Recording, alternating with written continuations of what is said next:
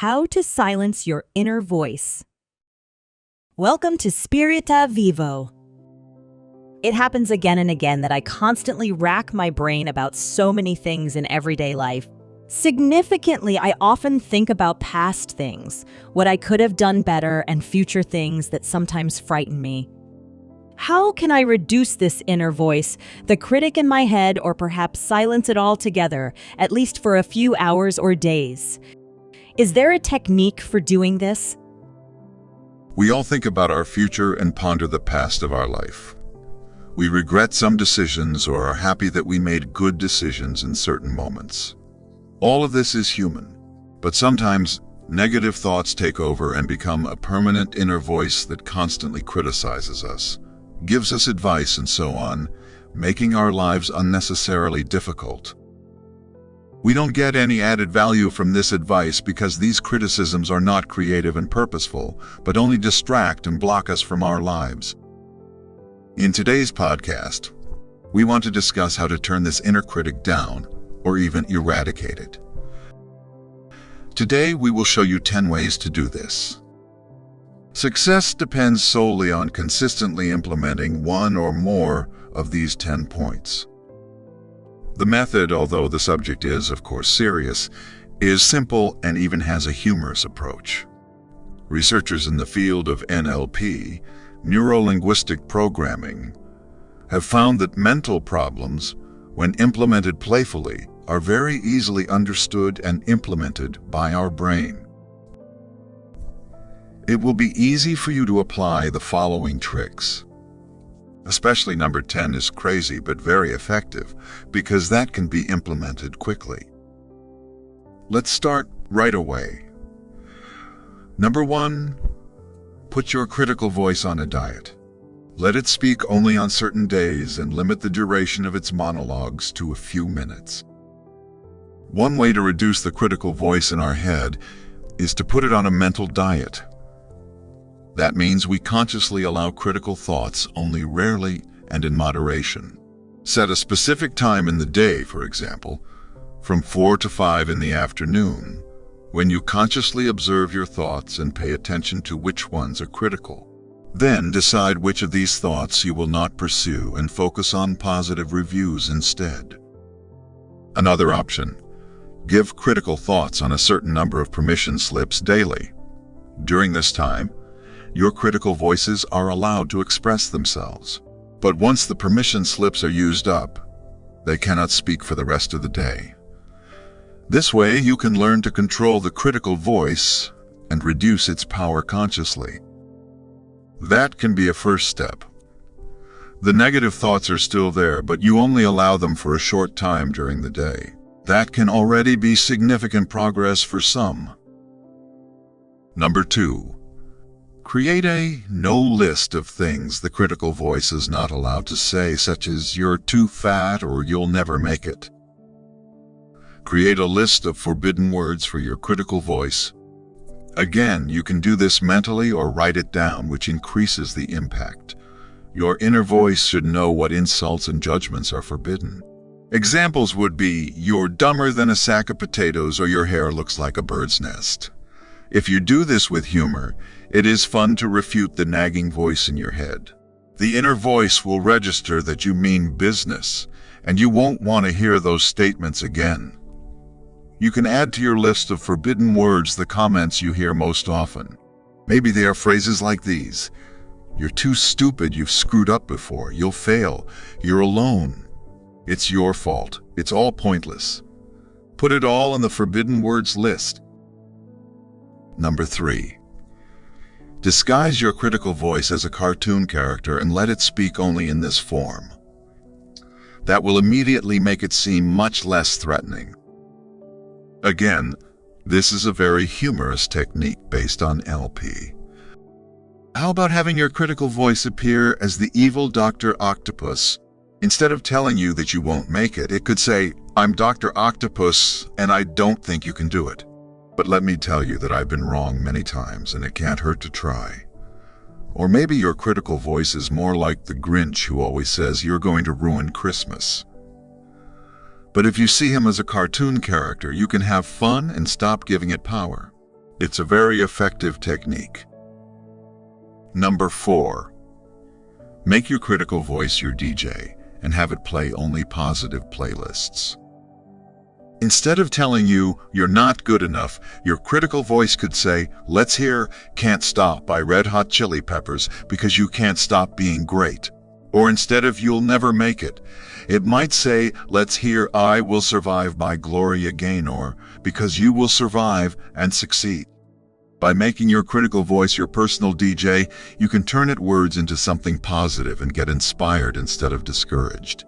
An almost perfect way to turn negative statements into positive ones. Number 5. Please list things you are good at and read them out loud when the critical voice gets too loud. Make a list of things you are good at that give you confidence. It could be anything from small things like "I'm good at cleaning my apartment" to bigger things like "I successfully graduated." When the critical voice starts to torment you and tell you that you're not good enough, you can pull out this list and read it out loud. This way, you will remind yourself that you have many skills and talents and can succeed. Does the critical voice in your head still have a chance? Number 6. Banish your critical voice to a desert island. Only in spirit, of course. Imagine you are on the way with your ship to the ocean. On board is your critical inner voice, which you can give any appearance you like. How about as a cartoon character? You both have a long way to go, far from your home, but you have a super fast ship. Finally, you both arrive at a deserted island. Here you put down your inner voice. Of course, it will protest. But you don't care, and you go back home. Don't worry, it has enough provisions on the island and won't starve. Your inner voice is now so far away from you, there is no chance for it to return. Number 7. Create a positive protection bubble around yourself that the critical voice is not allowed to enter. A positive protection bubble is a mental barrier that you imagine protects you from negative thoughts and influences. You can imagine that there is an invisible but powerful bubble around you that shields you from negative energies and thoughts. Every time the critical voice tries to enter this bubble, imagine how the bubble gently pushes it back. You can also imagine that only positive and encouraging thoughts and energies exist in this bubble, and the critical voice has no access. This way, you can protect yourself from negative influences and focus on the positive things in your life. Number 8. Challenge your critical voice to a contest. Who can say the most positive things about you? Challenge the critical voice in your head to a contest. If it thinks it has that much power over your thoughts, let it compete and show what it can do. So imagine that your critical voice is a person standing in front of you.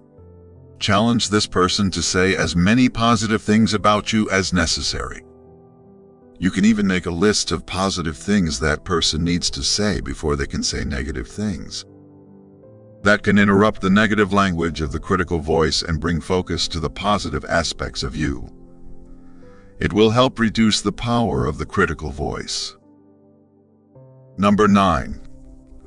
Create a criticism diary in which you write down every negative comment your critical voice makes. After a few days, you will see that most of their statements are exaggerated or insignificant. A criticism diary is a tool that can help you better understand your critical inner voice and minimize its impact on you. The principle is simple. As soon as you notice your critical voice has negative thoughts or phrases in your head, you write them down. You can keep the journal on paper or digitally, whichever you prefer. The only important thing is that you use it regularly to get a good overview of what your critical voice is saying. After a few days, you will likely notice that many of your essential voice statements are exaggerated or insignificant. By writing them down, you can separate your critical voice from your consciousness and remove its power. You can then also recognize which statements are repetitive and which are not and can work specifically against them.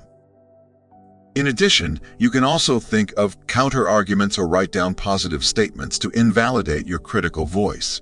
This way, You will learn to control your critical voice better and minimize its impact on your self-confidence and thoughts. Number 10. When your critical voice gets too loud, sing a song you like loud and wrong. That will silence it. Be brave. Your critical voice in the head does not want to be tamed? Then irritate it and silence it. Start to sing loudly and intentionally wrong a song that you like. It changes your attention away from negative thoughts and puts you in a more positive mood. Why does it work? Our brains are generally focused on enjoying music and harmonious sounds rather than negative self-talk. On the side, you probably have to grin or laugh, which boosts your positive mood. Okay, this technique sounds crazy and probably shouldn't be used in public, but it has an immediate and positive, long-lasting effect. Try it out at the next available opportunity. Our conclusion today. There are many methods to silence the permanently critical voice in our heads. It could also be your motivation because you're tired of being constantly dragged down by your critical voice. As a result, you refocus on the positive things and boost your self-confidence. So let's say goodbye to the critical voice and focus on our well-being. We've got this covered.